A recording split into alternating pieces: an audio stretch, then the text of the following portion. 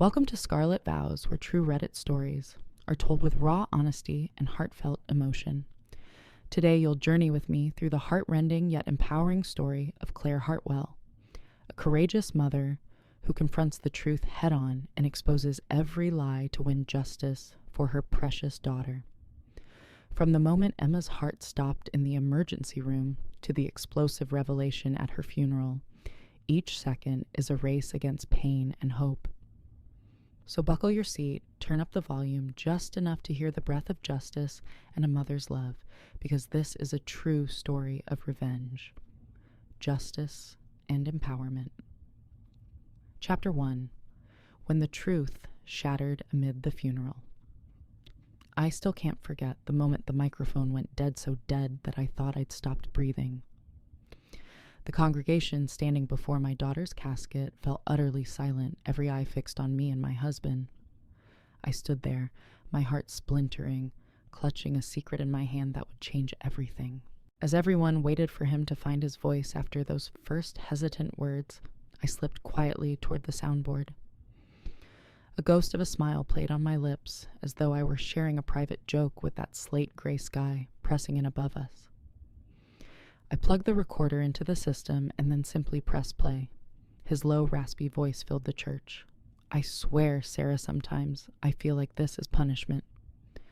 Emma's medical bills are draining our accounts, and Claire acts grateful that we have a sick child. Silence. Then a trembling exhale followed by Sarah's gentle reply. How awful, honey. I just wish. That breath held the power to shatter us all. Candlelight quivered atop the casket as their words rained down on my tears. The scent of roses could no longer mask the stench of betrayal. I stumbled back to the front pew and stared into his ashen face.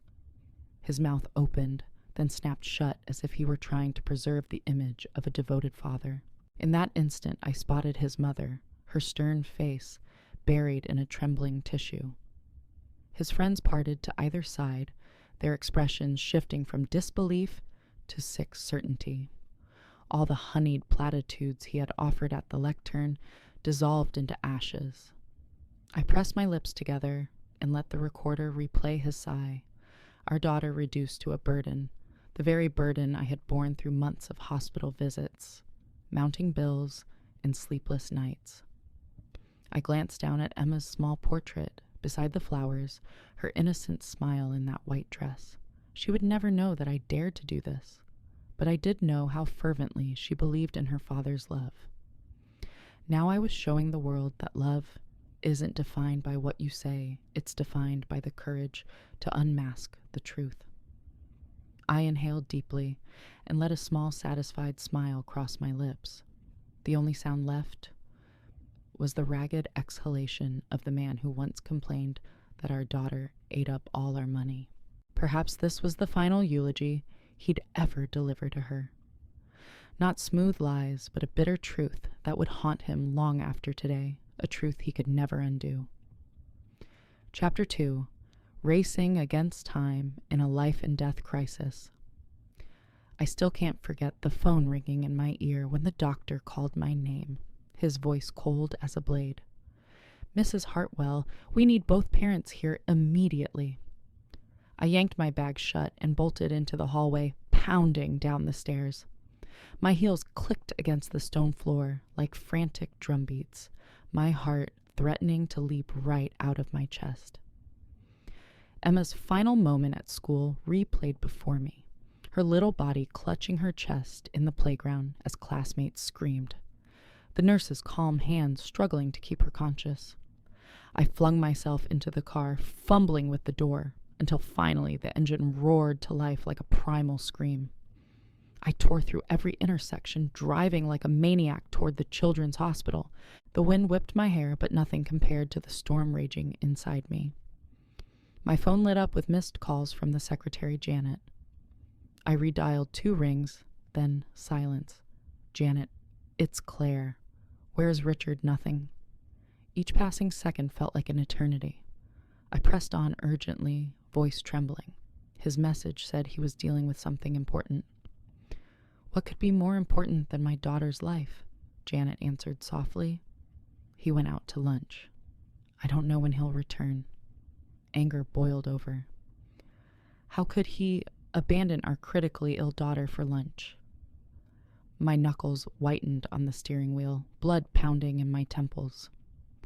At the hospital entrance, I leapt from the car and dashed through the sliding glass doors. The sharp scent of antiseptic and fear enveloped me as I sprinted to the ER to the very nurse David, who'd held my daughter in his arms when she first collapsed. "Where's Dr. Martinez?"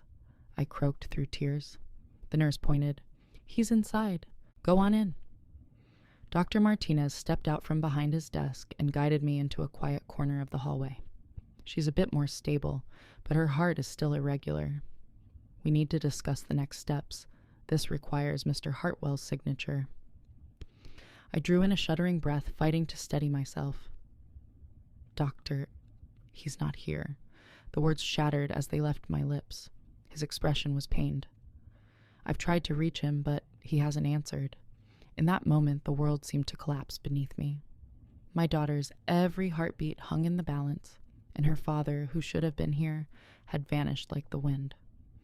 I wiped away my tears and placed my hand over my heart.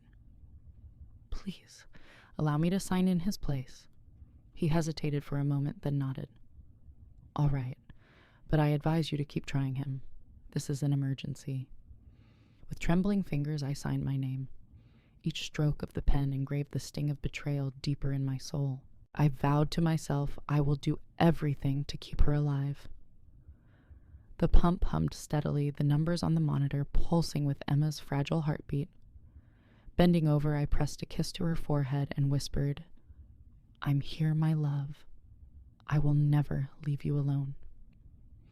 And in that instant, despite her weary, fragile eyes, I saw a spark of hope, that single fierce light that would carry me onward no matter how much the world around me crumbled.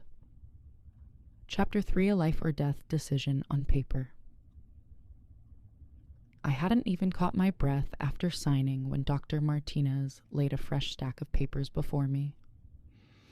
"We're recommending emergency surgery to implant a temporary pacemaker.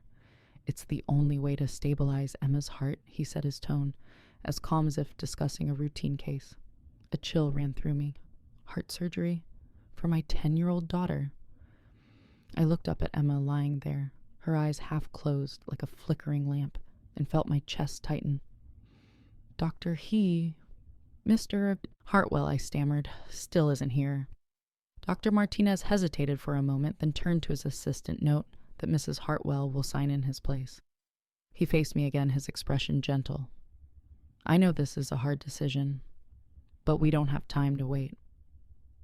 Steeling myself, I accepted the consent forms and risk disclosures printed in tiny type. Each word cut into my heart. I thought of my daughter wasting away by the second longing for a peaceful, pain-free sleep. Without hesitation, I signed my name. The moment the pen lifted from the page, I prayed silently. "I'm sorry, my love, but I will never abandon you." Dr. Martinez patted my shoulder. "Get ready, we'll take her to the OR immediately." I stepped back, tears welling in my eyes, but I refused to break. Bending over Emma, I inhaled deeply to steady myself. "It's okay, Emma. I'm right here. Everything will be fine." She cracked her eyes open and looked at me with fragile trust. I silently thanked the nurse who placed her warm hand over Emma's tiny one as if to share her strength. They wheeled the bed away the corridor, stretching before us like an endless trial. I followed close behind, my heart pounding. Mirrors along the hall reflected the image of a mother who felt wholly vulnerable, yet utterly determined. At the operating room door, the surgeon said, "This is the moment to say goodbye, but rest assured we will care for her with everything we have." I nodded, pressed my hand against the glass, and whispered through the misted pain, "I love you, sweetheart. You have to fight, okay?" The steady beeping of the monitor echoed in my mind like a reminder that every heartbeat was its own battle. I stepped back, watching my daughter disappear behind the white curtain. Exiting into the hall, I heard the door close behind me, not just a sheet of fabric, but the boundary between hope and despair. I exhaled slowly, letting my shoulders relax. Though exhaustion weighed on me, a flicker of faith remained, as long as she survives, we will face whatever comes together. And I knew even if the whole world turns away, I will never leave my daughter's side. Chapter 4. The Lie Revealed. The second hand on the waiting room clock leapt forward with each tick, mocking me for trusting him so utterly. I fumbled for my phone again and dialed Richard one more time. The line rang and then cut off before the third ring. I tugged at my sleeve to hide the trembling in my hands. Janet, his secretary, finally answered. Mrs. Hartwell. Her hesitant tone told me all I needed to know. He was busy again. I need to speak with Richard right now, I snapped, though. I forced my voice to stay calm. She sighed quietly. He's out to lunch. He should be back later. My grip on the phone tightened until my knuckles ached. Lunch? But he texted, important deposition, Janet. Silence on the other end, then her soft, uncertain reply, deposition. We don't have anything scheduled today. I shot to my feet, legs shaking. Those words hit me like icy water. He had lied to our dying daughter, and to me, the mother fighting for her life every second. My heart thundered in my chest, each beat a crack in my resolve. This wasn't a belated apology or a pitiful plea. It was proof of the cruelest betrayal. I squeezed the phone until it creaked, tears welling, but beneath them burned a fierce determination. Tell him I never want to hear his voice again like this, I said to Janet, then ended the call. The harsh fluorescent lights of the hospital corridor reflected my silhouette, one figure spinning through a storm of emotion. I thought back 3 months to when Emma had collapsed during her piano recital. I'd waited 6 hours for Richard right here in this very hallway. When he finally showed, he reeked of fine wine and client dinners, claiming he couldn't reschedule. Meanwhile, our daughter had been fighting for every breath, and now it was the same story. He hadn't changed. The phantom important deposition was just another excuse. His lunch with someone else mattered more than his daughter's life. I closed my eyes and let the anguish wash over me. Then I felt for the little vial of anti-anxiety pills in my pocket, ready to let go, but I stopped myself. If I broke now, who would fight for Emma? Who would stand by her? When the machines roared like pages torn from a silent ledger. Drawing in a steadying breath, I headed for the elevator. In its corner, I opened my contacts and selected Marcus Dalton, the private investigator. Marcus, I need to see you right now, I said, my pulse racing with a final hope the truth. He agreed to meet tonight. In my mind, the pieces slid into place, proof of the fake deposition yacht photos, Richard's recorded lies. Each fragment revealing the dark portrait of the father Emma had once trusted so completely. I pressed a hand to my belly where I could still feel her fragile heartbeat. His absence and his web of lies wasn't just a betrayal of me. It was a crime against a child battling for her life. Back at Emma's bedside, my eyes swollen, I no longer longed for Richard's arrival. I realized I didn't need him to triumph. I could claim justice for my daughter myself. The steady beep of the monitor calling Emma's name reminded me of my highest duty, keeping her alive. I sat beside her bed, placing my hand on the pillow next to her, and whispered, I will never lie to you. I will uncover the truth no matter what it costs. And in that moment, a new strength rose within me, the power of a mother, ready to expose every deceit, to show the world that true love never breaks its promise. Chapter 5. Proof of Betrayal. That night I sat alone in a quiet cafe, the amber light glinting off my steaming cappuccino. Across from me, Marcus Dalton, the private investigator, placed a thick manila envelope on the table. I drew in a deep breath, my hand trembling as I opened it. I'm sorry to keep you waiting, Marcus said softly, his voice still professional. But I needed to ensure everything was handled as safely as possible. Inside the envelope was a series of photographs, Richard with his arm around Sarah Morrison, as they entered Morton's restaurant. Sarah in a blood-red dress, her eyes alight with seduction. The next shot showed them laughing together on a yacht, champagne glasses, sparkling beneath the sunset. Each image was stamped with the exact date the very day our Emma was hospitalized, with fluid around her heart. My chest tightened as if someone had gripped it. These photos weren't just infidelities, they were evidence of inhumanity, while my daughter fought for every breath my husband lounged on holiday with another woman. That's only the beginning, Marcus said, pulling out a smaller file. Here are the financial records. Cash withdrawals, yacht bills, expensive gift receipts. Over $40,000 in the past 6 months alone. I skimmed the spreadsheet, vision blurring with tears. That sum could have covered Emma's medical bills for an entire year. I thought of all the sleepless nights I'd spent tracking every expense, switching to generic medications to save a few dollars. I had borne endless worry while he protected only his own investments. And here Marcus continued, holding up his phone or screenshots from Sarah's Instagram. She's flaunting their Wednesday dinner dates and champagne just because. He tapped an image of a diamond earring identical to the one I had dreamed of buying Emma for her birthday. The dim cafe light seemed to go out. I swallowed my tears and placed my hand on the stack of photos. Thank you, Marcus. I need to use these at the funeral. He nodded gravely. I'll support you however you need.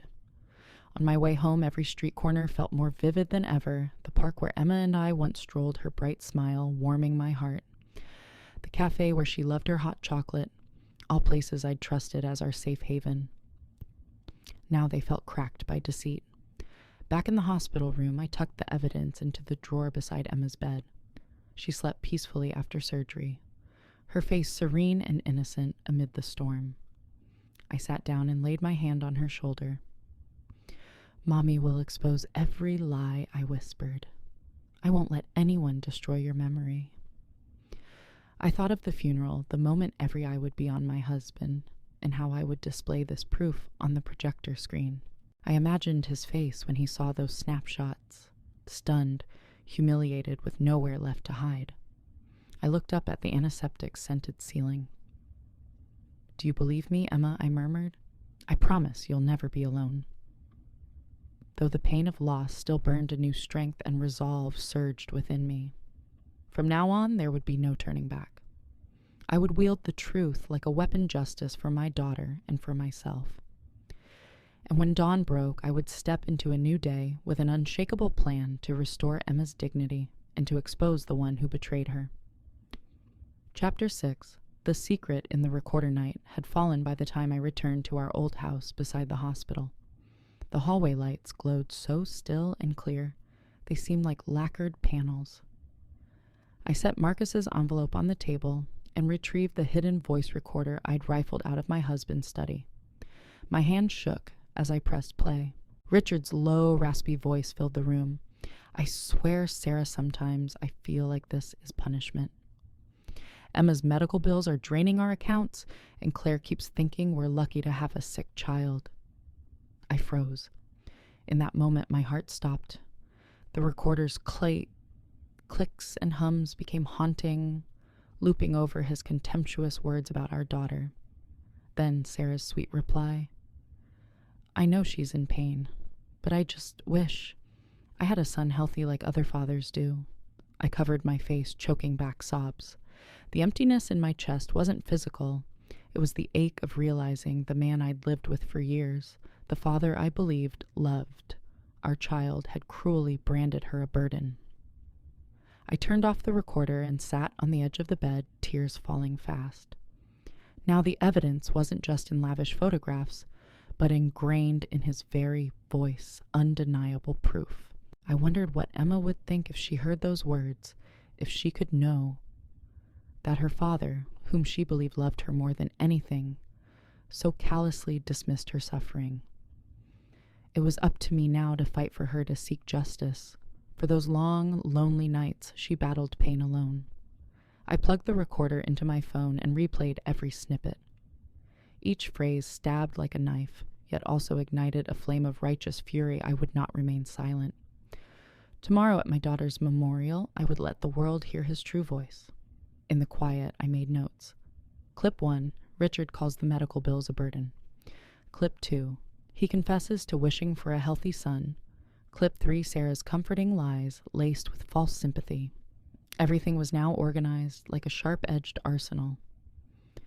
I closed my eyes and inhaled deeply. My love, I'm sorry it took me so long, but I will make sure your father cannot deny this. And in that moment, I felt my heartbeat pound not with fear, but with resolve. The resolve of a mother determined to expose the truth so that Emma, even in her final moments, could know her mother fought for her love and justice. I switched off the recorder, returned it to its hiding place, and set my face in stern determination. Only a few hours of rest remained before tomorrow's reckoning. Though the night was dark inside me, blazed the fire of retribution. The unveiling of the truth was about to begin. Chapter 7. The Explosion at the Funeral. The next morning, as the first sunlight filtered through the church windows, I stood silently before the heavy wooden doors. In my hand was the USB containing every recording and photograph from Marcus. Outside, family and friends lined up in hushed rows, each clutching a bouquet of white roses. Richard stepped onto the stage before Emma's casket, his demeanor as confident as ever. I melted into the back of the room, watching his every move. He began haltingly speaking of unconditional love for our daughter, illustrated by a slideshow of overly cheerful family snapshots, photos snapped only when he happened to be in front of a camera. Then, the images shifted to life on the yacht, him and Sarah, laughing champagne glasses, sparkling against the azure sea. A stunned murmur rippled through the congregation. The caption "Family Vacation 2025" flashed, and eyes darted anxiously around the room. I gripped the USB, my pulse racing. Richard forced a smile. These were the happy moments Emma loved to share. Nervous laughter began to bubble up. I edged toward the soundboard, slid the USB into the port, and a second later, his voice filled the church. I swear, Sarah, I always wonder why we have to pay Emma's medical bills. She really is a burden. Silence. Then, Sarah's soft reply. I know. I just wish we had a healthy son instead. The air froze. Black suits sagged under the weight of that confession, hearts constricted in collective horror. My mother-in-law collapsed into her handkerchief, shoulders trembling. Richard's face drained of color, his knees trembling. Tears streaked down faces that had once believed him to be the epitome of fatherhood. I stepped forward, my voice ringing out in the hush. Everyone, this is the truth about the father Emma trusted. I pressed play again on the final clip, the rasp of his sigh, his contemptuous words. Richard crumpled backward, powerless to stop it. I met his gaze and declared, You've lived a lie to hide this cruelty. Sobs echoed through the church. I picked up Emma's journal from the lectern and opened to her words. Daddy, you're the best father in the world. Even when you're busy, I still love you. My voice cracked. Emma never questioned why you weren't here because she wanted to believe in your love. But now the whole world must wake up. Richard backed away, pale and broken. The recording continued to resonate in the silent space. Every lie he thought only Sarah knew laid bare. I turned to my daughter's casket and whispered, You deserved wholeness, not to be treated as a burden. I promise I will protect you for the rest of my life. And in that sacred stillness, the story of a betraying father ended in unassailable truth, a victory not only for Emma, but for me, the mother who dared to stand up so her child would be honored and loved. Chapter 8, Emma's Legacy and the Journey of Healing. When the funeral ended, I stood quietly amid the dispersing crowd, listening to the wind sigh through the stained glass. The mourners thinned until only a few black-clad figures remained. I pressed my hand to my chest. The shattering I felt was no longer my own sorrow, but the voice of all who had suffered in silence. The next day, Richard became a bitter legend, the perfect husband stripped of everything in a single ceremony. I overheard whispers of his dismissal from the law firm, his expulsion from the golf club, his isolation by those who once praised him. Every condolence message came with regret. If only we had known sooner. But I felt no triumph in their schadenfreude. My thoughts were with Emma, her bright smile in the midst of life's storms. I returned to the hospital to thank Dr. Martinez and the nurses, presenting them with little candies as tokens of my gratitude. I donated Emma's journal to the hospital's patient advocacy office so they would remember to care for both the body and spirit of children fighting for their lives. I launched the Emma's Circle, a support group for mothers of children with heart conditions to meet, share experiences, and receive emotional support. The hospital partnered with us to create a memorial garden beside the pediatric wing. Each flower bed marked with a small plaque bearing Emma Clare Hartwell. At the dedication ceremony, I watched the white roses tremble in the late afternoon sun, my heart softening at the thought of my daughter's radiant smile.